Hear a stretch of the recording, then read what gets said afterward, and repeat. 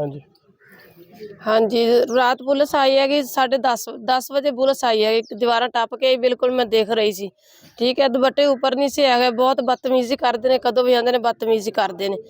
लेकिन भाई चोरी नहीं करते। पहले एक वाक़या कीता हैगा सी, लेकिन वो असीं मुका लिया अपना फैसला, बिल्कुल रौला कोई नहीं हैगा। ठीक है, बाप नूं घरों लै गए ने, भाई नूं लै गए ने, बाप नूं घर भी मारिया, बाहर भी मारिया, इन्हां ने मोड़ ते जाके बहुत मारिया।